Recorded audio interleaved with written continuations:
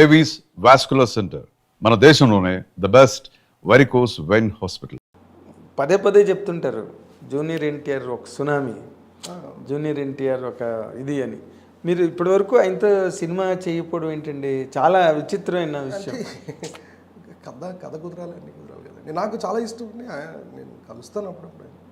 అంటే మీరు తన కథ ఊహించలేకపోయారా, లేకపోతే మీరు ఏదైనా కథ చెప్తే ఇంకా తను నాడ్ అంటే యాక్సెప్టెన్స్ ఇవ్వలేదా? లేదు, కథ ఏం చెప్పలేదండి. చెప్పలే అసలు. కలిసాను, నేను 2-3 సార్లు కలిసాను, కానీ కథల దాకా చూడాలి. ఆయన చాలా బిజీగా ఉన్నారు కదా ఇప్పుడు. ఎప్పట్లోగా ఉండొచ్చు సార్ మీ ఇద్దరి మధ్య? తెలియదండి. అభిమానులు చాలామంది, నన్ను జూనియర్ ఎన్టీఆర్ అభిమానులు చాలామంది అడిగారు, అది మీకు నేను చెప్పేది. అదే అనుగారు స్టేట్మెంట్లు ఇస్తాడు కానీ మా హీరో కథ చెప్పండి ఇప్పుడు వచ్చాను. That more happened after Sitaram. Sita Ramam వచ్చిన తర్వాత ఆ ఇన్క్విజిటివ్నెస్ ఎక్కువైంది జూనియర్ ఎన్టీఆర్ అభిమానుల్లో. ఎందుకంటే ఇంకొక డైరెక్టరు, ఒక క్యాలిబర్ ఉన్న డైరెక్టర్, మీకు క్యాలిబర్ ఉన్నదని ముందు నుంచి అందరూ నమ్మినా ఒక సినిమా హిట్ అంత ల్యాండ్ మార్క్ వచ్చిన తర్వాత మీ గ్రాఫ్ పెరిగిపోయిందండి ఇండస్ట్రీలో.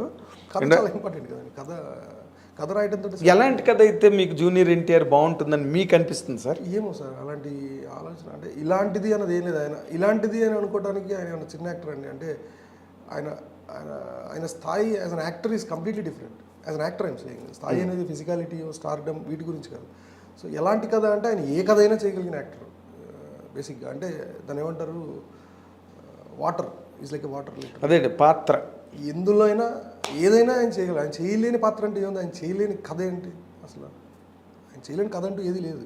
ఆయన ఏ కథ అయినా చేయగలరు. అవును, అతనికి కెపాసిటీ ఉంది. యాక్టర్. కానీ మీకు ఒక డైరెక్టర్గా మీకు నచ్చిన హీరోని జూనియర్ ఎన్టీఆర్ కథ అయితే బ్రహ్మాండంగా ఉంటుంది, క్యారెక్టర్ ఇలాంటిది చేస్తే ఇప్పటివరకు ఇన్ని సినిమాలు చేశాడు, ఇలా ఎక్స్పెరిమెంట్ చేస్తే బాగుంటుంది అని ఎక్కడో మనకు తెలియకుండా కూడా ఒక్కొక్కసారి ఐడియా వస్తుంది సార్. ఇష్టం ఉన్న దాని మీద అయితే, ఇష్టం లేకపోతే మైండే పనిచేయదు దాని మీద. అలాగే ఇప్పుడు ఏమనిపించలేదు ఐడియాలాగా ఉండటం వేరు, అది కథగా మొత్తం బౌండ్ స్క్రిప్ట్ అవటం వేరు. చాలా అదే తను పౌరాణికం చేయగలడు, జానపదం చేయగలడు, యాక్షన్, ఎంటర్టైన్మెంటు, కామెడీ, ఎన్ని ఆల్ ది ఫ్యాసెట్స్. పెద్ద ఆయనకి ఎన్టీ రామారావుకి ఎన్ని ఫ్యాసెట్స్ ఉన్నాయో అన్నీ ఉన్నాయి జూనియర్ ఎన్టీఆర్. నేను ఐ సిన్సియర్లీ బిలీవ్ అంటే డైలాగు అద్భుతమైన బ్యాలెన్స్తో చెప్పగలిగే అతి తక్కువ మంది హీరోల్లో జూనియర్ ఎన్టీఆర్ ఒక, దానిలో డౌట్ లేదు. అద్భుతమైన డైలాగ్ డెలివరీ, ఆ ఫొనెటిక్స్, వేటూరు గారు అనేవారు ఇప్పుడు, ఫొనెటిక్స్ బాగా పలుకుతాడు జూనియర్ ఎన్టీఆర్. సో ఇప్పటి వరకు మీరు ఇంకా దాని మీదకి రాలా? ఇంకా ఆలోచించలేదండి. ఓకే, మీరు ఈ మధ్య మీ కాంటెంపరీస్ తీసిన సినిమాలు చూస్తున్నారా? చూస్తున్నారు. How do you certify them అండి? ఏ సినిమా అయినా ఇప్పుడు వచ్చిన ఈ మధ్య తీస్తున్నారండి అందరూ, చాలా బాగున్నాయి. ఓకే, చాలా గుడ్ ఫిల్మ్స్. దసరా చాలా బాగున్నాయి. అవును, అంటే నాని మీ ఫ్రెండ్ కాబట్టి గబుక్కని దసరా అని చెప్పేసి. ఆబ్వియస్లీ నాని సినిమా నచ్చుతుంది.